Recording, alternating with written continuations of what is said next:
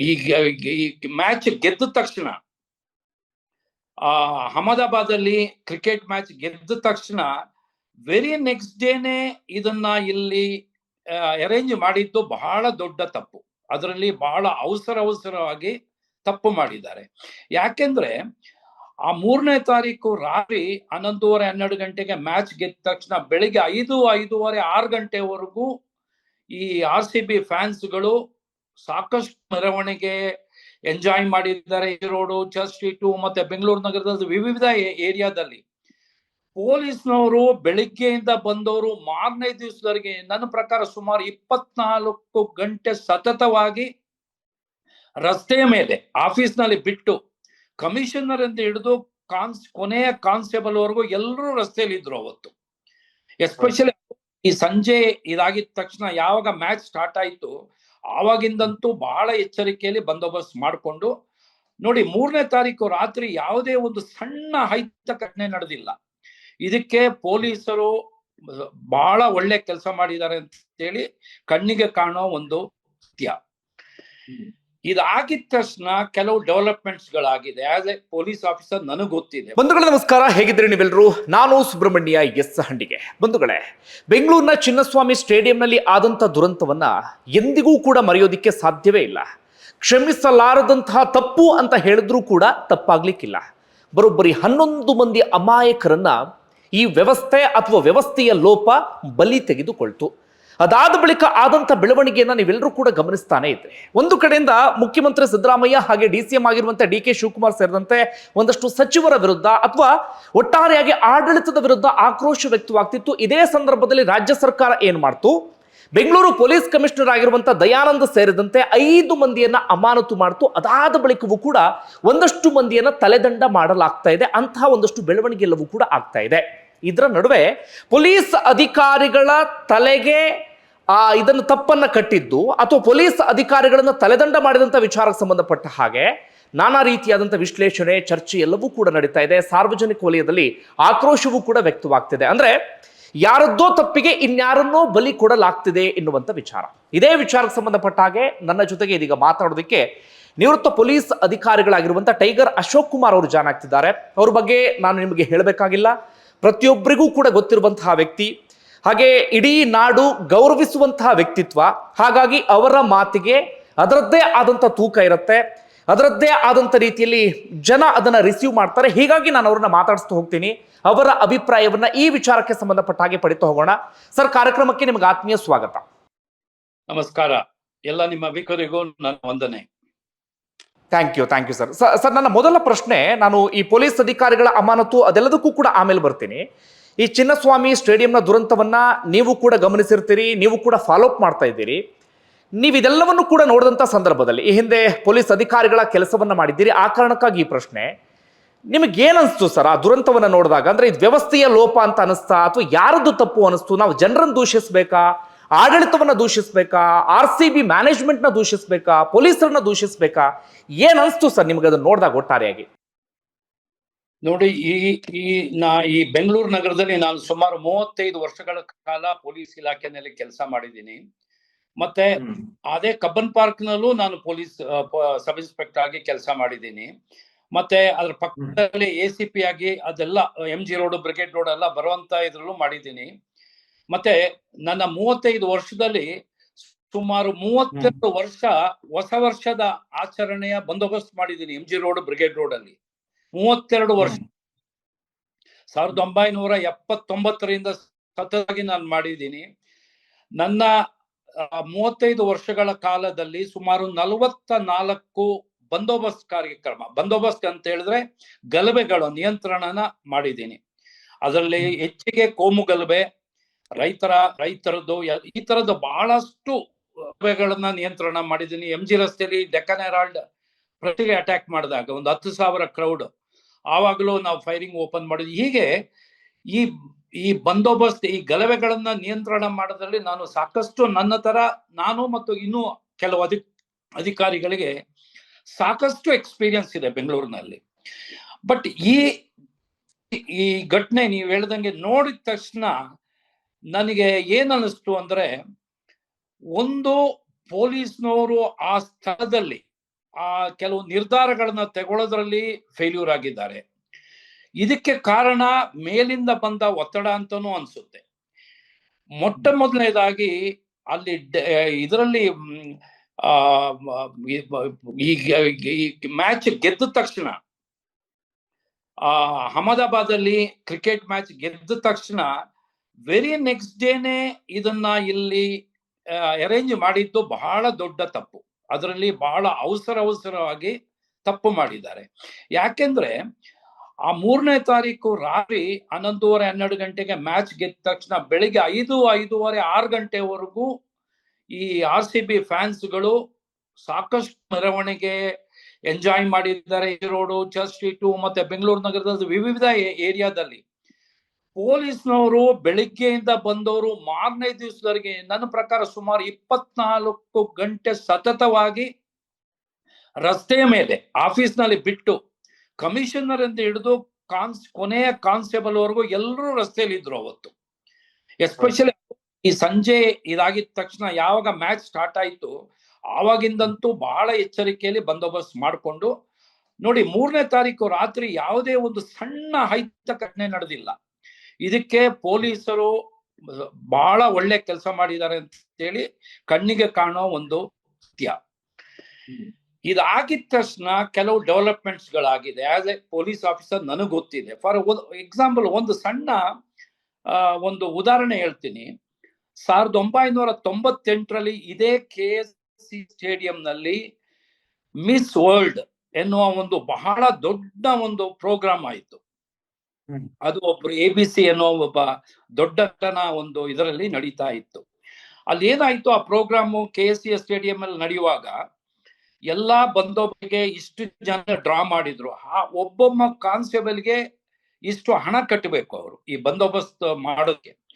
ಅದು ಸುಮಾರು ದೊಡ್ಡ ಹಣ ಅಮೌಂಟ್ ಬಂತು. ಅದನ್ನ ಅವ್ರು ಕಟ್ಟೋದಕ್ಕೆ ಒಪ್ಪಲಿಲ್ಲ. ನಮಗೆ ಬಂದೋಬಸ್ತ್ ಬೇಡ ಅಂತ ಕೂತ್ಕೊಂಡ್ರು. ಈ ವಿಚಾರದಲ್ಲಿ ಪೊಲೀಸ್ನವ್ರಿಗೂ ಮತ್ತು ABC ಸಂಸ್ಥೆಗೆ, ಹಾಗೆ KSC ಸ್ಟೇಡಿಯಂ ಮತ್ತೆ DNA ಇದೆ, ಆ ತರ ABC ಸಂಸ್ಥೆಗೂ ಪೊಲೀಸರಿಗೂ ಘರ್ಷಣೆ ಸ್ಟಾರ್ಟ್ ಆಯ್ತು. ಅಂದಿನ ಕಮಿಷನರ್ ಆಗಿದ್ದವರು ಬರ್ಮನ್ ಅಂತ ಹೇಳಿ, ಅವರು ಎಷ್ಟು ಖಡಕ್ ಆಫೀಸರ್ ಅಂತ ಹೇಳಿದ್ರೆ, ಅವರು ಆ ಅಮಿತಾಬ್ ಬಚ್ಚನ್ ಕರೆಸಿ ಕಮಿಷನರ್ ಆಫೀಸರ್ ಕೂರಿಸ್ಬಿಟ್ರು. ನೀವು ಹಣ ಕಟ್ಟದೇ ಇದ್ರೆ ನಾನು ಸೆಕ್ಯೂರಿಟಿ ಕೊಡೋದಿಲ್ಲ, ವಿತೌಟ್ ಸೆಕ್ಯೂರಿಟಿ ನೀವು ಮಾಡೋದಕ್ಕೆ ನಾನು ಒಪ್ಪೋದಿಲ್ಲ ಅಂತೇಳಿ. ಈ ಮಾತಿನ ಇದರಲ್ಲಿ ಕಮಿಷನರು ಕಂಟ್ರೋಲ್ ರೂಮ್ మీద ಒಂದು ಮೆಸೇಜ್ ಕೊಟ್ಟರು DCP ಅವರಿಗೆ. ಇರುವ 21 ಗೇಟ್, KS ಸ್ಟೇಡಿಯಂದು 21 ಗೇಟ್ಗಳಿಗೆ ಸರಪಳಿ ಬೀಗ ಹಾಕಿ ಅಂತ ಹೇಳ್ಬಿಟ್ರು. ನಿಮ್ಗೆ ಹೇಳಕ್ಕೆ ಅರ್ಧ ಗಂಟೆಯಲ್ಲಿ ಬೀಗ ಬಿದ್ದು 21 ಗೇಟ್ಗೂ ಬೀಗ ಬಿದ್ದು ಬಿಡ್ತು. ಬಿದ್ದ ತಕ್ಷಣ ಒಳಗಡೆ ಕೆಲವು ಬಂದವರು ಇದ್ದಾರೆ, ಹೊರಗಡೆ ಹೋಗೋರು ಇದ್ದಾರೆ. ಎಲ್ಲ ಒಂದು ಇದ್ರಲ್ಲಾಗಿತ್ತು. ಕೊನೆಗೆ ಅವರ ಕಟ್ಟಿದ್ರು, ಸೆಕ್ಯೂರಿಟಿ ಒಪ್ಪಿದ್ರು, ಆಮೇಲೆ ಬೀಗ ತೆಗೆದು ಆ ಫಂಕ್ಷನ್ ಬಹಳ ಸುಸೂತ್ರವಾಗಿ ನಡೀತು.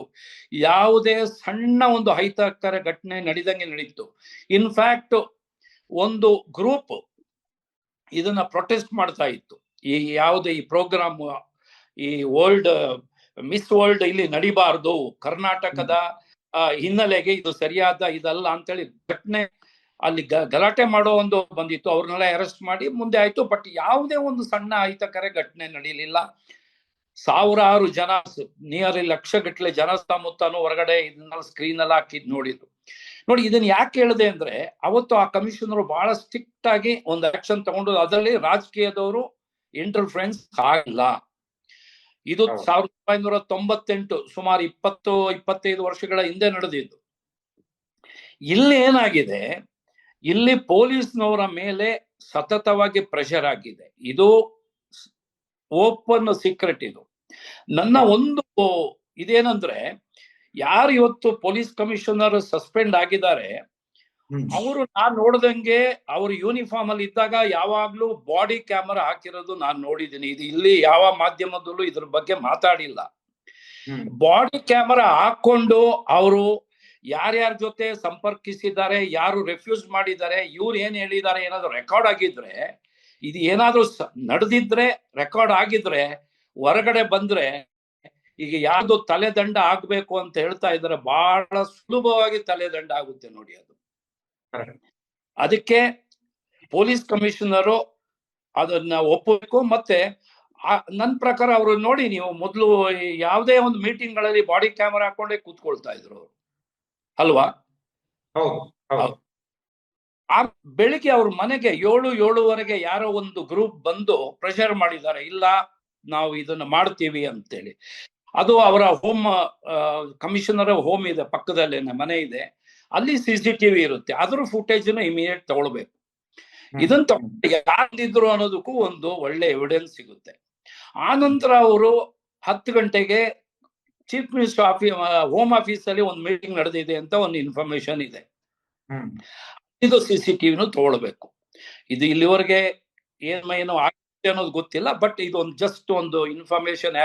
ಪ್ರೊಫೆಷನಲ್ ಪೊಲೀಸ್ ಆಫೀಸರ್ ನಾನು ಹೇಳ್ತೀನಿ, ಈ ಸಾಕ್ಷಿಗಳನ್ನ ತಗೊಂಡ್ರೆ ಪೊಲೀಸ್ನವರಿಗೆ ಸಹಾಯ ಆಗ್ಬೋದು ಅಂತ ನನ್ನ ನಿಲುವು. ಸರ್, ನನ್ನ ಎರಡನೇ ಪ್ರಶ್ನೆ ವಿಚಾರಕ್ಕೆ ಬರ್ತೀನಿ. ಪೊಲೀಸ್ ಕಮಿಷನರ್ ಆಗಿರುವಂತಹ ದಯಾನಂದ್ ಅವ್ರನ್ನ ಸೇರಿದಂತೆ 5 ಅಧಿಕಾರಿಗಳನ್ನ ತಕ್ಷಣಕ್ಕೆ ಸಸ್ಪೆಂಡ್ ಮಾಡಲಾಯಿತು. ಮೊದಲ ತಲೆದಂಡ ಈ ಪ್ರಕರಣಕ್ಕೆ ಸಂಬಂಧಪಟ್ಟ ಹಾಗೆ ಆಗಿದ್ದೆ ಪೊಲೀಸ್ ಅಧಿಕಾರಿಗಳದ್ದು. ನನಗೆ ನೆನಪಿರುವ ಹಾಗೆ ಇತಿಹಾಸದಲ್ಲೇ ಪ್ರಪ್ರಥಮ ಬಾರಿಗೆ ಕಮಿಷನರ್ ಒಬ್ಬರನ್ನ ಸಸ್ಪೆಂಡ್ ಮಾಡಲಾಗಿದೆ. ಈ ನಿರ್ಧಾರ, ತಕ್ಷಣದ ಈ ನಿರ್ಧಾರ ಅಂದ್ರೆ ಪೊಲೀಸ್ ಅಧಿಕಾರಿಗಳ ಮೇಲೆ ಕ್ರಮ ತೆಗೆದುಕೊಂಡಂತ ನಿರ್ಧಾರ ನಿಮ್ಮ ಪ್ರಕಾರ ಎಷ್ಟರ ಮಟ್ಟಿಗೆ ಸರಿ? ಒಂದು ಪ್ರಶ್ನೆ. ಮತ್ತೊಂದು, ಇಂತಹ ನಿರ್ಧಾರ ಪೊಲೀಸರ ನೈತಿಕ ಸ್ಥೈರ್ಯ ಕುಸಿಯುವಂತೆ ಏನಾದ್ರೂ ಮಾಡಿಬಿಡುತ್ತಾ, ಅಥವಾ ಇನ್ಯಾರೋ ಬಚಾವಾಗೋದಕ್ಕೆ ತಕ್ಷಣಕ್ಕೆ ಈ ಅಧಿಕಾರಿಗಳ ಮೇಲೊಂದು ಕ್ರಮ ತೆಗೆದುಕೊಂಡು ಜನರ ಇದೇನಿರುತ್ತೆ ಅದೆಲ್ಲವನ್ನು ಕೂಡ ಡೈವರ್ಟ್ ಮಾಡುವಂತ ಪ್ರಯತ್ನ ಅನ್ಸುತ್ತಾ? ಏನನ್ಸುತ್ತೆ ಸರ್ ನಿಮ್ಗಿದು? ನೋಡಿ, ನಾನು 1973ರಿಂದ ಸತತವಾಗಿ ಬೆಂಗಳೂರಿನಲ್ಲಿ ವಾಸ ಮಾಡ್ತಾ ಇದ್ದೀನಿ. 1977ಕ್ಕೆ ನಾನು ಪೊಲೀಸ್ ಇಲಾಖೆಗೆ ಸೇರಿದೆ. 73ರಿಂದ ನಾನು ಬೆಂಗಳೂರಿನಲ್ಲಿ ಇರೋದ್ರಿಂದ ಇಲ್ಲಿವರೆಗೆ ಯಾವ ಪೊಲೀಸ್ ಕಮಿಷನರ್ನ ಸಸ್ಪೆಂಡ್ ಮಾಡಿರೋದು ಪೊಲೀಸ್ ಇತಿಹಾಸದಲ್ಲೇ ಇಲ್ಲ. 73ಕ್ಕಿಂತ ಹಿಂದೆನೂ ನಾನು ನೋಡಿದ್ದೀನಿ, ಯಾವುದೇ ಕಮಿಷನರ್ನ ಸಸ್ಪೆಂಡ್ ಮಾಡಕ್ಕೆ ಸಾಧ್ಯವಿಲ್ಲ ಅಂತ ಒಂದು ಘಟನೆ ಒಂದ್ಸರಿ ನಡೀತು. ಅದು 1986ನೇ ಇಸ್ವಿನಲ್ಲಿ ಈ MG ರಸ್ತೆಯಲ್ಲಿರುವ ಪ್ರಜಾವಾಣಿ ಪ್ರೆಸ್ ಅಲ್ಲಿ ಒಂದು ಬಾರ, ಅವತ್ತು ಒಂದು ಮಾಹಿತಿ ಬಂತು, ಒಂದು ಆರ್ಟಿಕಲ್ ಬಂದ್ಬಿಡ್ತು. ಅದು ಒಂದು ಕೋಮಿನವರಿಗೆ ಅದು ಮನಸ್ಸಿಗೆ ನೋವಾಯಿತು ಅಂತ ಹೇಳಿ ಅವರು 10,000 ಜನ ಪ್ರೊಸೆಷನ್ ತೆಗೆದ್ರು. ಎಲ್ಲಿಂದ? ಶಿವಾಜಿನಗರದಿಂದ MG ರಸ್ತೆ ಡೆಕ್ಕನ್ ಹೆರಾಲ್ಡ್ಗೆ ಪ್ರೊಸೆಷನ್ ತೆಗೆದ್ರು 10,000 ಜನ. ಭಾನುವಾರ ಯೂಶುವಲಿ ಆ ಟೈಮ್ ನಲ್ಲಿ ಬೆಂಗಳೂರು ನಗರ ಪೊಲೀಸ್ನವರು ಸ್ವಲ್ಪ ರಿಲ್ಯಾಕ್ಸ್ ಮೋಡ್ ಅಲ್ಲಿ ಇರ್ತಾರೆ. ಎಲ್ರು ನಾವು ಸೇರಿಸ್ಕೊಂಡು ಎಲ್ಲ ಬಂದು ಬಂದೋಬಸ್ತ್ ಬಂದ್ವಿ. ಬಹಳ ಕಡಿಮೆ ಪೊಲೀಸ್ ಮ್ಯಾನ್ ಇದ್ರು. ಅವ್ರು ಬಂದವ್ರ ಕೈಲಿ ನೀವು 10,000 ಜನದಲ್ಲಿ ಸುಮಾರು 4-5 ಜನರ ಕೈಲಿ ಬಾಟಲ್ ನಲ್ಲಿ ಬಿಳಿಯ ದ್ರವ್ಯ ಇತ್ತು. ನಾವೇನ್ ತಿಳ್ಕೊಂಡಿ ಅದು ನೀರಿರ್ಬೋದು ಅಂತ ತಿಳ್ಕೊಂಡಿದ್ವಿ. ಅದು ಪೆಟ್ರೋಲ್ ಮತ್ತು ಕೆರೋಸಿನ್ ತಂದಿದ್ರು ಅವರು. ಅವರ ಒಂದೇ ಉದ್ದೇಶ ಡೆಕ್ಕನ್ ಹೆರಾಲ್ಡ್ ಪ್ರೆಸ್ಗೆ ಬೆಂಕಿ ಹಾಕ್ಬೇಕು ಅಂತ ಬಂದಿದ್ದು. ಅವರ ಒಂದೇ ಒಂದು ಅಜೆಂಡಾ.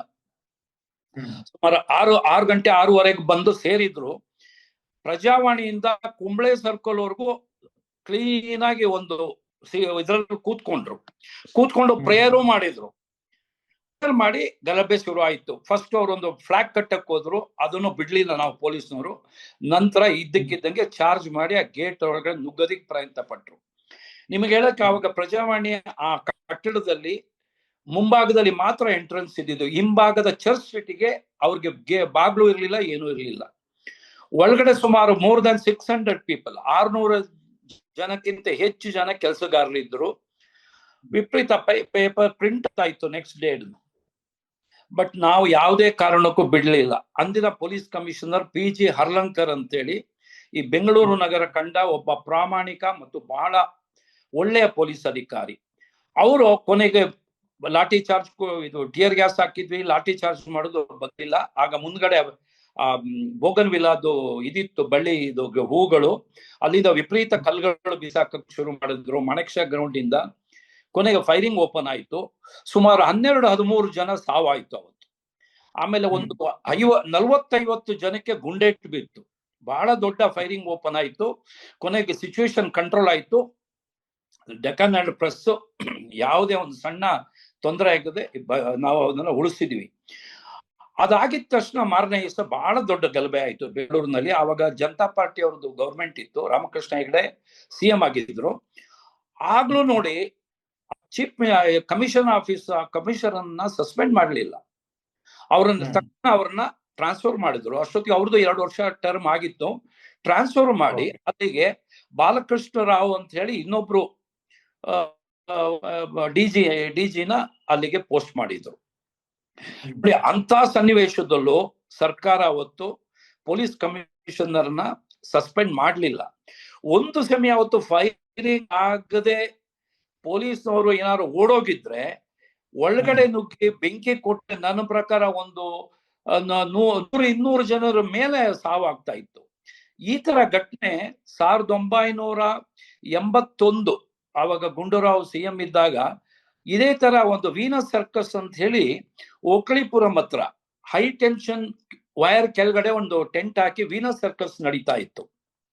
ಅದಕ್ಕೆ ಸರ್ಕಾರದಿಂದನೂ ಪೊಲೀಸಿಂದನೂ ಪರ್ಮಿಷನ್ ಟೆಂಟ್ ಹಾಕೋದಿಕ್ಕೆ. ಬಟ್ ಪೊಲೀಸ್ನವರು ಅವಾಗ ಅಬ್ಜೆಕ್ಷನ್ ಮಾಡಿದ್ರು, ಹೈ ಟೆನ್ಷನ್ ವೈರ್ ಇರೋದ್ರಿಂದ ಇಲ್ಲಿ ಕೊಡಬಾರದು ಟೆಂಟ್ಗೆ ಅಂತ ಹೇಳಿ. ಆದ್ರೂ ಟೆಂಟ್ಗೆ ಕೊಟ್ರು. ಒಂದು ಶನಿವಾರ ಅವತ್ತು ಇದ್ದಿದ್ರಿಂದ ಹೆಚ್ಚು ಕಮ್ಮಿ ಒಂದು 500 ಜನ ಮಕ್ಕಳು ಬಂದ್ಬಿಟ್ಟಿದ್ರು. ಎಲ್ಲಾ ಶಾಲೆಗಳಿಂದ ಸ್ಕೂಲಿಂದ ಮಕ್ಕಳು ಕರ್ಕೊಂಡ್ ಬಂದ್ಬಿಟ್ಟಿದ್ರು. ಅವತ್ತು ಅಷ್ಟೇನೆ ಸಂಜೆ ಒಂದು 4-5 ಗಂಟೆಗೆ ಸ್ಟಾರ್ಟ್ ಆದ ಒಂದು 5-6 ಗಂಟೆಗೆ ಬೆಂಕಿ ಎತ್ಕೊಂಡ್ಬಿಡ್ತು. ಅದು ಮೇಲಿಂದ ಶಾರ್ಟ್ ಸರ್ಕ್ಯೂಟ್ ಇಂದ ಬಿದ್ದಿರ್ಬಹುದೋ ಏನೋ ಗೊತ್ತಿಲ್ಲ. ಒಟ್ಟಿನಲ್ಲಿ ಬೆಂಕಿ ಎತ್ಕೊಂಡ್ಬಿಟ್ಟು 120 ಜನ ಸತ್ತೋದ್ರು. ಅದರಲ್ಲಿ ಅದು ಕಾಲ್ ತುಳಿದು ಸತ್ತೋಗಿದ್ರು, ಸ್ಟ್ಯಾಂಪೇಟ್ ಇಂದ ಸತ್ತಿದ್ರು, ಮತ್ತೆ ಬೆಂಕಿ ಎತ್ಕೊಂಡು ಸತ್ತಿದ್ರು. ನಾವು ತಕ್ಷಣ ಸ್ಥಳಕ್ಕೆ ಹೋದ್ವಿ. ನಾನು ಅವಾಗ ಟ್ರಾಫಿಕ್ ನಲ್ಲಿದ್ದೆ. ಅಲ್ಲಿ ಹೋದ್ರೆ ಆ ಟೆಂಟ್ ನ ಮೇಲೆ ಬಿದ್ದಿತ್ತಲ್ಲ, ಅದನ್ನ ಎತ್ತಿದ್ರೆ ಎಲ್ಲಾ ಸ್ಕೂಲ್ ಮಕ್ಕಳು ಅವ್ರ ಟೀಚರ್ಗಳನ್ನ ತಪ್ಕೊಂಡು ಆಗಾಗೆ ಸತ್ತು ಬಿದ್ದಿದ್ರು. ಮತ್ತೆ ಕಾಲ್ ತುಳಿತಿದ್ದಲ್ಲಿ ಒಟ್ಟು 120 ಜನ ಸಾವಾಯ್ತು. ಅದರಲ್ಲಿ ಸುಮಾರು 50-60 ಜನ ಮಕ್ಕಳಿದ್ರು. ಇದು ಬಹಳ ಈ ತರ ದುರ್ಘಟನೆಗಳು ಬೆಂಗಳೂರಿನಲ್ಲಿ ಸಾಕಷ್ಟು ನಡೆದಿದೆ. ಮೆಜೆಸ್ಟಿಕ್ ನಲ್ಲಿ ಕಾವೇರಿ ಕಪಾಲಿ ಥಿಯೇಟರ್ ಹತ್ರ ಗಂಗಾರಾಮ್ ಬಿಲ್ಡಿಂಗ್ ಬಿದ್ದು ಅದರಲ್ಲಿ 110 ಜನ ಸತ್ರು. ಆಮೇಲೆ ಬೆಂಗಳೂರು ಬಾನಸವಾಡಿ ಕಡೆ ಅಕ್ರಮವಾದ ಇಲಿಸಿಟ್ ಲಿಕ್ಕರ್ ಕುಡಿದು ಅದರಲ್ಲೂ 130 ಜನ ಸಾವಾಯ್ತು. ಇಂಥ ಸಾವುಗಳನ್ನ ನಾವು ಬಹಳಷ್ಟು ನೋಡಿದ್ದೀವಿ ನಮ್ಮ ಸರ್ವಿಸ್ ನಲ್ಲಿ ಬೆಂಗಳೂರು ನಗರದಲ್ಲಿ. ಈಗ ಸಾಕಷ್ಟು ಟೆಕ್ನಾಲಜಿ ಚೇಂಜ್ ಆಗಿದೆ, ಟಿವಿಗಳು ಬಂದಿದೆ, ಪೊಲೀಸ್ ಬಹಳಷ್ಟು ಚೇಂಜ್ ಆಗಿದ್ದಾರೆ. ಬಟ್ ಇಲ್ಲಿ ಸರ್ಕಾರ ತೆಗೆದುಕೊಂಡ ನಿಲುವಿಂದನೇ ಈ ದುರ್ಘಟನೆ ಆಗಿದೆ ಅಂತೇಳಿ ಪ್ರೊಫೆಷನಲ್ ಪೊಲೀಸ್ ಆಫೀಸರ್ ಆಗಿ ನನ್ನ ನಿರ್ಧಾರ ಇದು. ಅಂದ್ರೆ ಮತ್ತೆ ಸರ್ ಮತ್ತೆ ಅದೇ ಪ್ರಶ್ನೆ ರಿಪೀಟ್ ಮಾಡ್ತೀನಿ. ಅಂದ್ರೆ ಪೊಲೀಸ್ ಅಧಿಕಾರಿಗಳ ಮೇಲೆ ಇಂಥದ್ದೊಂದು ಬ್ರಹ್ಮಾಸ್ತ್ರವನ್ನ ಪ್ರಯೋಗ ಮಾಡಿ ಸರಿಯಲ್ಲ ಅಂತೀರ ಹಾಗಾದ್ರೆ? ಖಂಡಿತ. ನೋಡಿ, ಇದರಲ್ಲಿ ಫ್ರೀ ಹ್ಯಾಂಡ್ಸ್ ಕೊಟ್ಟಿಲ್ಲ. ನೀವು ಅಬ್ಸರ್ವ್ ಮಾಡಿರ್ಬೋದು, ನಾನು ಈ ಪೊಲೀಸ್ ಕಮಿಷನರ್ ಕೆಳಗಡೆ ಕೆಲಸ ಮಾಡಿಲ್ಲ. ಬಟ್ ಅವರ ಬಗ್ಗೆ ನಾನು ಬಹಳ ಇದನ್ನ ಇನ್ಫಾರ್ಮೇಶನ್ ತಗೊಂಡಿದ್ದೇನೆ. ಅವರು ಇವತ್ತು ಬೆಂಗಳೂರು ನಗರದಲ್ಲಿ ಇಲ್ಲಿವರೆಗೆ ಬಹಳ ಚೆನ್ನಾಗಿ ಕೆಲಸ ಮಾಡಿದ್ದಾರೆ. ವೆರಿ ಗುಡ್ ಡಿಟೆಕ್ಷನ್, ಇನ್ಕ್ಲೂಡಿಂಗ್ ಬಹಳ ಚೆನ್ನಾಗಿ ಅವರು ಕಂಟ್ರೋಲ್ ಮಾಡಿದ್ದಾರೆ. ಮತ್ತೆ ಬೇರೆ ಎಲ್ಲ ತುಂಬಾ ಒಳ್ಳೆ ಕೆಲಸ ಮಾಡಿದ್ದಾರೆ. ಅವರು ಎಷ್ಟು ಏನ್ ಹೇಳುದು ಅನ್ಸೆರೆಮೋನಿಯಸ್ಲಿ ಅವರು ಕಳಿಸಿದ್ರು ಹೇಳಿದ್ರೆ, ಅಷ್ಟು ಸರ್ವಿಸ್ ಆದವರು ಯೂನಿಫಾರ್ಮ್ ಬಿಚ್ಚಿ ಸಂಜೆ ಒಂದು ಟ್ರ್ಯಾಕ್ ಪ್ಯಾಂಟ್ ಮತ್ತೆ ಒಂದು ಬನೀನ್ ಹಾಕೊಂಡು ಅವ್ರ ಮಗನ ಜೊತೆ ಈ walked out unceremoniously from in the commission of police. ಇದನ್ನ ಪ್ರತಿಯೊಬ್ಬ ಪೊಲೀಸ್ ಕಾನ್ಸ್ಟೇಬಲ್ ಇಂದ ಹಿರಿಯ ಅಧಿಕಾರಿಗಳಿಗೂ ನೋವು ತರುವಂತ ಒಂದು ಘಟನೆ. ನೀವು ಅಬ್ಸರ್ವ್ ಮಾಡಿರ್ಬೋದೋ ಏನೋ. ನನ್ನ ಪ್ರಕಾರ ಅವರು he has not hand over the charge ಅಂತ ಕಾಣುತ್ತೆ ಹೊಸ ಕಮಿಷನರ್ಗೆ. ನೀವು ಟೀಮ್ ತೋರಿಸ್ಲಿಲ್ಲ. ನೀವು ಯೂಶುವಲಿ ಬ್ಯಾಟನ್ ಚೇಂಜ್ ಮಾಡ್ತಾರೆ, ಅದನ್ನ ನಾನು ಯಾರು ನೋಡ್ಲಿಲ್ಲ. ನಾನ್ ನೋಡಿದಿಷ್ಟೇ, ಅವ್ರು ಮಾತನಾಡದೆ ತಲೆ ಬಗ್ಗಿಸ್ಕೊಂಡು ಟ್ರ್ಯಾಕ್ ಪ್ಯಾಂಟ್ ಒಂದು ಬನೀನ್ ಹಾಕೊಂಡು ಕೈಲಿ ಒಂದು ಫೈಲ್ ಇಟ್ಕೊಂಡು ಬಂದು ಮನೆಗೆ ಹೋದ್ರು. ಅಲ್ಲೇ ಪಕ್ಕದಲ್ಲಿರೋ ಮನೆ. ನೋಡಿ, ಇದು ಒಬ್ಬ ಪೊಲೀಸ್ ಕಾರ್ಯ ಜೀವನದಲ್ಲಿ ನಡೆಯೋ ಬಹಳ ದೊಡ್ಡ ದುರಂತ ಮತ್ತೆ ಕಪ್ಪು ಚುಕ್ಕೆ. ಇಡೀ ಅವರ ಸರ್ವಿಸ್ ನಲ್ಲಿ ಕೊನೆವರೆಗೂ ಅವರು ಅದನ್ನ ಆಗದೆ ಇರುವಂತ ಘಟನೆ. ಅದು ತುಂಬಾ ಒಳ್ಳೆ ಪ್ರತಿಭಾವಂತ ಮತ್ತು ಪ್ರಾಮಾಣಿಕ ಪೊಲೀಸ್ ಅಧಿಕಾರಿಯ ಜೀವನದಲ್ಲಿ ನಡೆಯಬಾರದು. ಇದು ಈ ಸರ್ಕಾರ ರಾಜಕೀಯದವರು ಮಾಡಿದ ಒಂದು ದೊಡ್ಡ ದುರಂತ ಅಂತ ಅನ್ಸುತ್ತೆ ನನಗೆ. ಅವ್ರು ಟ್ರಾನ್ಸ್ಫರ್ ಮಾಡಬಹುದಿತ್ತು. ಬಟ್ ಯಾಕೆಂದ್ರೆ police commissioner is head of Bangalore city. 1,40,40,00,000 ಜನಸಂಖ್ಯೆಯನ್ನ ಅವರ ರಕ್ಷಣೆ, ಅವರ ಮಾನ ಪ್ರಾಣ ಆಸ್ತಿಯನ್ನ ಕಾಪಾಡುವಂತ ಒಬ್ಬ ಪೊಲೀಸ್ ಹಿರಿಯ ಅಧಿಕಾರಿನ ಕಮಿಷನರ್ನ he has been shut out unceremoniously. ಇದನ್ನ ಯಾವ ಪೊಲೀಸ್ ಅಧಿಕಾರಿನೂ ತಡ್ಕೊಳ್ಳಲ್ಲ. ಸರ್, ನನಗೆ ಅನ್ಸಿದ್ದಂದ್ರೆ ಅಲ್ಲಿ ನೋಡ್ತಿದ್ದಾಗ ಕಾಣಿಸ್ತಾ ಇದ್ದಿದ್ದು ಒಂದಷ್ಟು ಜನರ ನಡುವೆ ಈ RCB ಗೆಲುವಿನ ಕ್ರೆಡಿಟ್ ತೆಗೆದುಕೊಳ್ಳೋಕೆ ಒಂದು ರೀತಿಯಲ್ಲಿ ಪ್ರತಿಷ್ಠೆ ಕಾಣಿಸ್ತಾ ಇತ್ತು. ಒಂದು ವಿಧಾನಸೌಧದ ಮೆಟ್ಟಿಲುಗಳ ಮೇಲಿನ ಕಾರ್ಯಕ್ರಮ, ಆ ಕಾರ್ಯಕ್ರಮದಲ್ಲೂ ಕೂಡ ರಾಜಕಾರಣಿಗಳ ಕುಟುಂಬದವರೇ ತುಂಬಿ ತುಳುಕ್ತಾ ಇದ್ರು. ಅವರ ಮಕ್ಕಳಿಗಲ್ಲಿ ಏನು ಕೆಲಸವೋ ಗೊತ್ತಿಲ್ಲ, ಆದರೆ ಜನಸಾಮಾನ್ಯರು ಮಾತ್ರ ಹೊರಗಡೆ ಒದ್ದಾಡ್ತಾ ಇದ್ರು. ಅಂಥದ್ದೊಂದು ದೃಶ್ಯವನ್ನ ಗಮನಿಸಿದ್ವಿ. ಅಂದ್ರೆ ಒಂದು ಕಡೆಯಿಂದ ಅಲ್ಲಿ ಕಾರ್ಯಕ್ರಮ, CM ಸೇರಿದಂತೆ ಸಾಕಷ್ಟು ಮಂದಿ ಇದ್ರು. ಮತ್ತೊಂದು ಕಡೆಯಿಂದ DCM DK ಶಿವಕುಮಾರ್ ಎಲ್ಲ ಕಡೆಗಳಲ್ಲೂ ಕೂಡ ಓಡಾಡ್ತಾ ಇದ್ರು. ಅವ್ರು RCB ಆಟಗಾರನ ವೆಲ್ಕಮ್ ಮಾಡೋದಕ್ಕೆ ಬಹಳ ಉತ್ಸಾಹದಲ್ಲಿ ಹೋಗ್ತಾ ಇದ್ರು. RCB ಫ್ಲಾಗ್ ಅನ್ನ ಎಲ್ಲ ಕಡೆಗಳಲ್ಲೂ ಕೂಡ ಹಾರಿಸ್ಕೊಂಡು ಹೋಗ್ತಾ ಇದ್ರು. ಬೇರೆ ಬೇರೆ ಕಡೆಗಳಲ್ಲೂ ಕೂಡ ಸನ್ಗ್ಲಾಸ್ ಹಾಕೊಂಡು ಬಹಳ ಚೆನ್ನಾಗಿ ಪೋಸ್ ಕೊಡುವಂತ ಕೆಲಸವನ್ನ ಮಾಡ್ತಾ ಇದ್ರು. ಈ ದುರಂತ ಆದ ಬಳಿಕವೂ ಕೂಡ ಬಹಳ ಬೇಸರ ಅಂದ್ರೆ, ದುರಂತದ ವಿಚಾರ ಗೊತ್ತಾದ ಬಳಿಕವೂ ಕೂಡ ಚಿನ್ನಸ್ವಾಮಿ ಕ್ರೀಡಾಂಗಣದಲ್ಲಿ ಹೋಗಿ ಆಟಗಾರರಿಗೆ ಕಪ್ಪನ್ನ ಹಸ್ತಾಂತರ ಮಾಡುವಂತ ಕೆಲಸವನ್ನು ಕೂಡ ಮಾಡಿದ್ದಾರೆ. ಆದ್ರೆ ಅದರ ನಡುವೆ ಬಹಳ ಶ್ರಮವನ್ನ ಹಾಕ್ತಾ ಇದ್ದಿದ್ದು ಪೊಲೀಸ್ ಅಧಿಕಾರಿಗಳು. ಎಲ್ಲೂ ಕೂಡ ಅವರಿಂದ ಕ್ರೆಡಿಟ್ ತೆಗೆದುಕೊಳ್ಳುವಂತ ಪ್ರಯತ್ನ ಇರಲಿಲ್ಲ. ಎಲ್ಲೂ ಕೂಡ ಕ್ಯಾಮ್ರಾಗೆ ಪೋಸ್ ಕೊಡ್ತಾ ಇರಲಿಲ್ಲ. ಮಾಧ್ಯಮಗಳ ಮುಂದೆ ಕಾಣಿಸ್ಕೊಳ್ತಾ ಇರಲಿಲ್ಲ. ಅಂದ್ರೆ ಗ್ರೌಂಡ್ ಇಂದ ಅವ್ರು ಕೆಲಸ ಮಾಡ್ತಾ ಇದ್ರು. ಪೋಸ್ ಕೊಡ್ತಾ ಇದ್ದವರು ಈ ರಾಜಕಾರಣಿಗಳು, ಕ್ರೆಡಿಟ್ ತೆಗೆದುಕೊಳ್ಳುವ ಪ್ರಯತ್ನ ರಾಜಕಾರಣಿಗಳು, ಕೆಲಸ ಮಾಡ್ತಾ ಇದ್ದಂಥವ್ರು ಈ ಪೊಲೀಸ್ ಅಧಿಕಾರಿಗಳು. ಆ ತರಾತುರಿಯಲ್ಲಿ ಪಾಪ ಬಹಳ ಶಾರ್ಟ್ ಪೀರಿಯಡ್ ಅಲ್ಲಿ ಅವರಿಗೆ ತಿಳಿಸಲಾಗಿತ್ತು. ಅಂದ್ರೆ ಇಲ್ಲಿ ಪೋಸ್ ಕೊಡ್ತಾ ಇದ್ದವರು ಬಚಾವಾಗಿದ್ದಾರೆ, ಪಾಪ ಕೆಲಸ ಮಾಡ್ತಿದ್ದಂತ ಈ ಪೊಲೀಸ್ ಅಧಿಕಾರಿಗಳು ಅಮಾನತಾಗಿದ್ದಾರೆ. ಈ ಅಮಾನತಿನ ಶಿಕ್ಷೆಯ ಮೂಲಕ ಜನರ ಕಣ್ಣಿಗೆ ಅವರು ಬೇರೆ ರೀತಿಯಲ್ಲಿ ಕಾಣಿಸ್ತಾ ಇದ್ದಾರೆ. ಇವರೇ ತಪ್ಪಿತಸ್ಥರು, ಇವರಿಂದನೇ 11 ಜನ ಬಲಿಯಾಗ್ಬಿಟ್ರು, ಈ ರೀತಿಯಲ್ಲಿ ಕಾಣುವಂತ ಪರಿಸ್ಥಿತಿ. ಇದು ನಮ್ಮ ವ್ಯವಸ್ಥೆಯ ದುರಂತ ಅನ್ಸುತ್ತೆ ಸರ್. ನೋಡಿ, ಇಷ್ಟೇ ಅದು ಈ ಮ್ಯಾಚ್, IPL ಮ್ಯಾಚ್ ಸುಮಾರು 1-1.5 ತಿಂಗಳ ಸತತವಾಗಿ ಈ ಭಾರತ ದೇಶದಲ್ಲಿ ನಡೆಯುವ ಪ್ರತಿದಿನ ಕೋಟ್ಯಾಂತರ ಜನರು ಈ ಮ್ಯಾಚ್ ನ ನೋಡ್ತಾ ಇದ್ರು.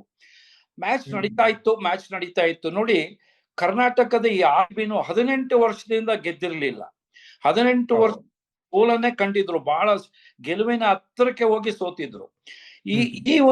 ಈ ಸರಿನೂ ಗೆಲ್ಲುತ್ತಾ ಸೋಲುತ್ತಾ ಇದರಲ್ಲಿ ಇದ್ರು. ಎಲ್ರು 50% ಇದ್ದಿದ್ದು. ಇದು 100% RCB ಗೆಲ್ಲುತ್ತೆ ಅಂತಾನು ಇರ್ಲಿಲ್ಲ ನನ್ನ ಪ್ರಕಾರ. ನಾನ್ ನೋಡ್ದಂಗೆ ಲಾಸ್ಟ್ಗೂ ಒಂದು ಸಿಕ್ಸರ್ ಬಾರಿಸಿದ್ರು ಮ್ಯಾಚ್ ಚೇಂಜ್ ಆಗ್ಬಿಡ್ತಾ ಇತ್ತು ಮ್ಯಾಚ್. ಈ ತರ ಬಹಳ ಟಫ್ ಫೈಟಿಂಗ್ ಅಲ್ಲಿ ಇತ್ತು.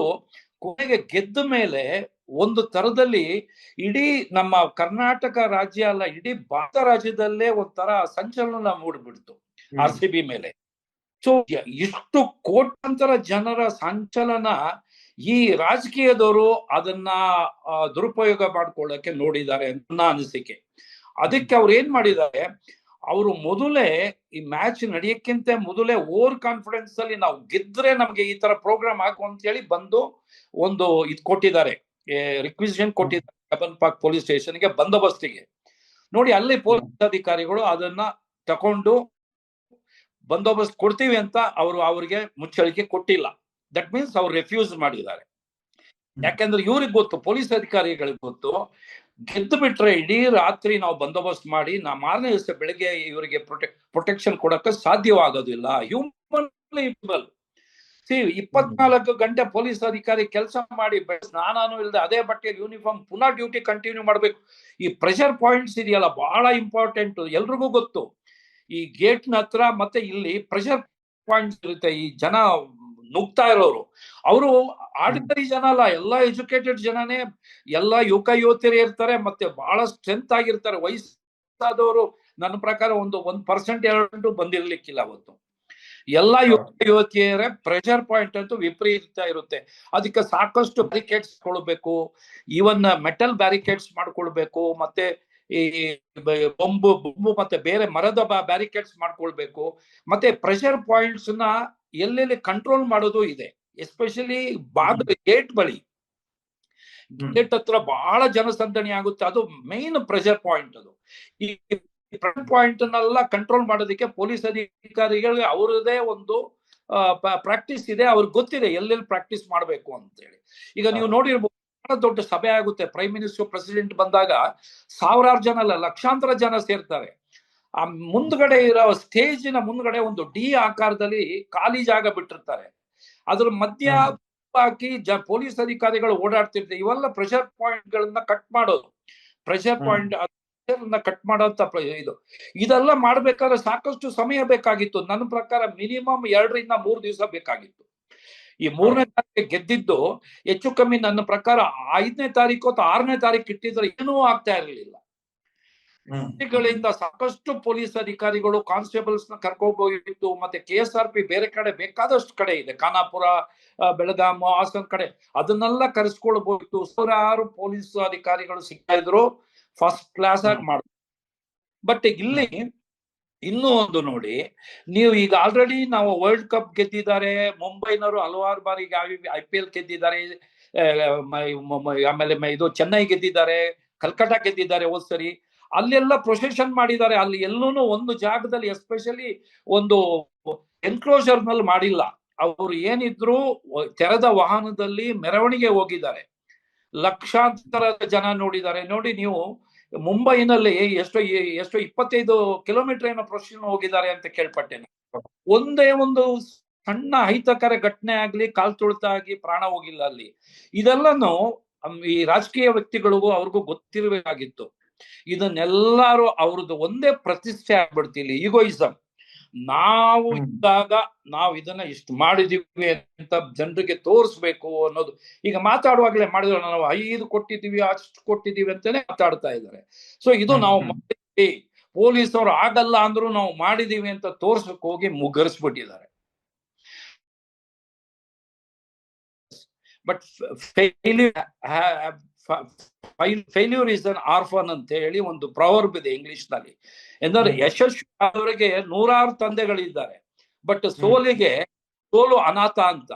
ಇಲ್ಲಿ ಇವಾಗ ಅನಾಥ ಆಗ್ಬಿಡ್ತು, ಸೋತೋಗ್ಬಿಟ್ರು. ಯಾರು ಆರ್ಗನೈಸ್ ಮಾಡಿದ್ರು ಸೋತೋಗ್ಬಿಟ್ರು, ಯಾರು ಮುಂದೆ ಬಂದು ಬಾಯ ಬಿಡ್ತಿಲ್ಲ. ಈಗ ನೋಡಿ, ಅವರು ಯಾರು ಎಲ್ಲಾ ಫ್ಲಾಗ್ ತಗೊಂಡು ಓಡಾಡಿದ್ರು, ರೆಡ್ ಕಾರ್ಪೆಟ್ ಹಾಕಿದ್ರು, ಎಲ್ಲಾ ಕಾರ್ಪೆಟ್ ಕೆಳಗಡೆ ಕೂತ್ಕೊಂಡ್ಬಿಟ್ಟಿದ್ದಾರೆ. ಇವಾಗ ಕೊನೆಗೆ ಸೋಲಿಗೆ ಅನಾಥವಾಗಿದ್ದು ಪೊಲೀಸವ್ರ ತಲೆ ಕಟ್ಟಿಬಿಟ್ರು ಸುಲಭವಾಗಿ. ಇದು ಬಹಳ ದೊಡ್ಡ ದುರಂತ. ನೋಡಿ, ಕಮಿಷನರಿಗೆ ಸಸ್ಪೆಂಡ್ ಮಾಡಿದ್ರು, ಆ ಮೇಲಿರೋರ್ಗೆ ಏನೂ ಮಾಡೇ ಇಲ್ಲ. ಇದು ತಪ್ಪಲ್ವೇ? ಯೋಚನೆ ಮಾಡಬೇಡವೆ? ಹೇಳಿದ್ರ ಅವತ್ತೇ ಮಾಡ್ಬೇಕು ನೀವು ಅಂತ ಹೇಳಿದ್ರ? ಯಾರು ಹೇಳಿದ್ರು, ಯಾರು ಆರ್ಗನೈಸ್ ಮಾಡಿದ್ರು? It is A open book, ಎಲ್ರಿಗೂ ಗೊತ್ತಿದೆ. ಅವ್ರನ್ನ ಮಾತ್ರ ಟ್ರಾನ್ಸ್ಫರ್ ಮಾಡ್ಕೊಂಡ್ರು ಕೆಲವರನ್ನ, ಇನ್ ಬಾಕಿಯವರು ಉಳ್ಕೊಂಡಿದ್ದಾರೆ. ಒಂದು ನನಗೆ ಬಹಳ ಬೇಸರ ತಂದಿದ್ದು, ಆ 11 ಜನ ಅವರ ಕುಟುಂಬ ಅಳ್ತಾ ಇರೋದು ನೋಡಿದಾಗ, ನಾವು ಇದೇ ಇಲಾಖೆನಲ್ಲಿ ಇಷ್ಟು ವರ್ಷ ಇದ್ವಾ, ಎಷ್ಟು ಜನನ ನಾವು ಪ್ರಾಣ ಉಳಿಸಿದ್ವಿ, ನಾವು ಎಷ್ಟು ಬಂದೋಬಸ್ತ್ ಮಾಡಿ ನಾವು ಯಶಸ್ವಿ ಮಾಡಿದ್ವಿ. ಇಲ್ಲಿ ನಾವು ಸೋತೆ. ಇವನ್ ರಿಟೈರ್ಡ್ ಆಗಿದ್ರು, ಐ ಆಮ್ ಪೊಲೀಸ್ ಆಫೀಸರ್. ಪ್ರತಿಯೊಂದು ದಿವಸ ಕ್ರೈಮ್ ಆ್ಯಂಡ್ ಆರ್ಡರ್ನ ನಾವು ನೋಡ್ಕೊಂಡೇ ಇರ್ತೀವಿ. 4 ಪೇಪರ್ ಓದ್ ಎಷ್ಟು ನಮ್ಗೆ ದುಃಖ ಆಗುತ್ತೆ ಅಂದ್ರೆ, ಅಟ್ಲೀಸ್ಟ್ ಅವರು ಕೆಲವು ನುರಿತ ರಿಟೈರ್ಡ್ ಪೊಲೀಸ್ ಆಫೀಸರ್ಸ್ ಇದ್ದಾರೆ, ಇನ್ನೂ ಜೀವಂತವಾಗಿದ್ದಾರೆ ಬೆಂಗಳೂರಿನಲ್ಲಿ, ಕಲ್ ತರ ಇದ್ದಾರೆ. ಅವ್ರನ್ನಾದ್ರೂ ಕರೆಸೋಗಿತ್ತು, ನೋಡಪ್ಪ ಈ ತರ ಮಾಡ್ತಾ ಇದೀವಿ, ಇವತ್ತು ಮಾಡ್ಬಾ ಬೇಡ್ವಾ ಅಂತೇಳಿ. ಯಾರನ್ನು ಅವರು ಇದಕ್ಕೆ ತಗೊಳ್ಳಿಲ್ಲ. ಅವರ ಮೂಗಿನ ನೇರಕ್ಕೆ ಮಾಡಿದ್ರು, ಅನುಭವಿಸ್ತಾ ಇದ್ದಾರೆ. ಬಟ್ ಅವ್ರು ಅನುಭವಿಸ್ತಾ ಇಲ್ಲ. ಮುಗ್ಧ ಜನರು, ಅವ್ರು ಇನ್ನೂ ಕಣ್ಣೇ ಬಿಟ್ಟಿರ್ಲಿಲ್ಲ, ಅಂತವ್ರ ಸಾವಾಗೋಗಿದೆ. ಅವ್ರು ಕೆಲವು ಅದ್ಯಾರು ತಂದೆ ಹೇಳ್ತಿದ್ರು, ಇರೋ ಒಬ್ಬ ಮಗನ್ ಕಳ್ಕೊಂಡಿದ್ದೀನಿ ನಾನು, ಕೋಟ್ಯಾಂತರ ಪ್ರಾಪರ್ಟಿ ಇದೆ. ಅವ್ರುಗಳು ಜೀವಂತವಾಗಿ ಸತ್ತೋಗಿದ್ದಾರೆ. ಅವ್ರು ಮಕ್ಕಳು ಸತ್ತೋದ್ರು, ತಂದೆ ತಾಯಿಗಳು ಜೀವಂತವಾಗಿದ್ರು ಅವ್ರು ಸತ್ತಿದ್ದಾರೆ. ಈ ತರ ಮಾಡಿದೆ. ಇದಕ್ಕೆ ಕಾರಣನೇ ಇವತ್ತನೇ ಈ ಸಿಸ್ಟಮ್, ಸರ್ಕಾರ. ನನ್ನ ಪ್ರಕಾರ ಏನೋ ಒಂದು ಇದಕ್ಕೆ ಕಾಟಾಚಾರಕ್ಕೆ ಆವಾಗ ಪ್ರೆಷರ್ ಬಿಲ್ಟ್ ಅಪ್ ಆಯ್ತು. 5 ಜನ ಪೊಲೀಸ್ ಅಧಿಕಾರಿ, ಅದು ಕಮಿಷನರ್ನ ಸಸ್ಪೆಂಡ್ ಮಾಡ್ಬಿಟ್ರೆ ಎಲ್ರೂ ಸುಮ್ನೆ ಆಗ್ಬಿಡ್ತಾರೆ ಅಂತ ತಿಳ್ಕೊಂಡಿದ್ದಾರೆ. ಇದು ಮೂರ್ಖತನದ ಪರಮಾವಧಿ. ಸರ್ಕಾರ ಮಾಡಿರೋದು ಮೂರ್ಖತನದ ಪರಮಾವಧಿ. ನೋಡಿ, ಇವತ್ತು ಇವ್ರನ್ನ ಪೊಲೀಸ್ನ ಕಮಿಷನ್ನ ಮಾಡಿದ್ದಾರೆ, ಸಸ್ಪೆಂಡ್ ಮಾಡಿದ್ದಾರೆ. ದುರಂತ ಅಂದ್ರೆ FIR ಹಾಕಿರೋ ಇನ್ಸ್ಪೆಕ್ಟರೇ ಇಲ್ಲ ಅಲ್ಲಿ. ಇನ್ವೆಸ್ಟಿಗೇಷನ್ ಮಾಡೋದಕ್ಕೆ FIR ಹಾಕಿರೋ ಇನ್ಸ್ಪೆಕ್ಟರ್ ಸಸ್ಪೆಂಡ್. ಈಗ ನೋಡಿ, ಹೈಕೋರ್ಟ್ ಕೊಟ್ಟಿದ್ದಾರೆ, ಯಾರೊಬ್ರು ಸಸ್ಪೆಂಡ್ ಆದ ವ್ಯಕ್ತಿ ಇನ್ವೆಸ್ಟಿಗೇಷನ್ ಅವ್ನ್ ಕಂಪ್ಲೇಂಟ್ ಮಾಡೋದೇ ಎಷ್ಟು ಸತ್ಯ ಇರ್ಬೋದು ಸರ್, ಅವನೇ ಸಸ್ಪೆಂಡ್ ಆಗ್ಬಿಟ್ಟಿದ್ದಾನಲ್ಲ. ಈ ದುರಂತಕ್ಕೆ ಯಾರು ಕಾರಣ? ಈಗ ಯಾರೋ ಓಡಿ ಮೇಲೆ ಒಬ್ಬ ಇನ್ಸ್ಪೆಕ್ಟರ್ ಪಕ್ಕದ ಪೊಲೀಸ್ ಸ್ಟೇಷನ್ ಅವ್ರನ್ನ ತಗೊಂಡಿರ್ಬೋದು, ಆ ಪಕ್ಕದ ತಗೊಂಡು ಅವನು ಇನ್ವೆಸ್ಟಿಗೇಷನ್ ಮಾಡಬೇಕು. ಅವನು ಬಂಧಿಸಿದ್ದಾನೆ, ಅದು ಸರಿ ಇಲ್ಲ ಅಂತ ಕೋರ್ಟ್ಗೆ ಹಾಕಿದ್ದಾರೆ. ನೋಡಿ, ಇದು ಬಹಳ ದೊಡ್ಡ ದುರಂತ ಮಾಡಿದ್ದಾರೆ, ಮುಗ್ಗರಿಸಿದ್ದಾರೆ, ತಪ್ಪಾಗಿದೆ, ಒಪ್ಕೊಳ್ಬೇಕು ಅವರು ಒಳ್ಳೆ ಇದರಲ್ಲಿ. ಇಲ್ಲ ನಮ್ದು ತಪ್ಪಾಗ್ಬಿಡ್ತು ಅಂತ ಹೇಳಿ ಒಪ್ಕೊಳ್ಬೇಕು. ಅದರ್ವೈಸ್ ನೋಡಿ, ಇದು ಪ್ರತಿಯೊಬ್ಬರಿಗೆ ಬಹಳ ನೋವಾಗಿದೆ. ಆನಂದ್ ಸಾವು ನೋವಾಗಿದೆ, ಸಸ್ಪೆಂಡ್ ಮಾಡಿದ್ದು ನೋವಾಗಿದೆ, ಆಮೇಲೆ ಇವ್ರು ತಗೊಂಡಿರೋ ನಿರ್ಧಾರಗಳು ತಪ್ಪಾಗಿದೆ, ನೋವಾಗಿದೆ. Okay, thank you so much sir, ಇಲ್ಲಿವರೆಗೆ ನಮ್ಮ ಜೊತೆಗೆ ಜಾಯ್ನ್ ಆಗಿದ್ದಕ್ಕೆ ಥ್ಯಾಂಕ್ ಯು. ನಮಸ್ಕಾರ. ಬಂಧುಗಳೇ, ಇಲ್ಲಿವರೆಗೆ ನಮ್ಮ ಜೊತೆಗೆ ಟೈಗರ್ ಅಶೋಕ್ ಕುಮಾರ್ ಅವರಿದ್ರು, ನಿವೃತ್ತ ಪೊಲೀಸ್ ಅಧಿಕಾರಿಗಳು. ಸಾಕಷ್ಟು ವಿಚಾರವನ್ನ ಪ್ರಸ್ತಾಪ ಮಾಡಿದ್ರು. ಪ್ರಮುಖವಾಗಿ ಇದೆಲ್ಲದಕ್ಕೂ ಕೂಡ ರಾಜ್ಯ ಸರ್ಕಾರವೇ ಹೊಣೆ ಅಥವಾ ರಾಜ್ಯ ಸರ್ಕಾರದ್ದೇ ತಪ್ಪು, ಆದರೆ ಪೊಲೀಸ್ ಅಧಿಕಾರಿಗಳನ್ನ ತಲೆದಂಡ ಮಾಡಲಾಯಿತು ಎನ್ನುವಂತ ಮಾತನ್ನ ಹೇಳಿದ್ರು. ನಿಮ್ಗೇನಿಸ್ತು ಅನ್ನೋದನ್ನ ಕಮೆಂಟ್ ಬಾಕ್ಸಲ್ಲಿ ಮೆನ್ಷನ್ ಮಾಡಿ. ಧನ್ಯವಾದ ವಿಡಿಯೋ ನೋಡಿದ್ದಕ್ಕಾಗಿ.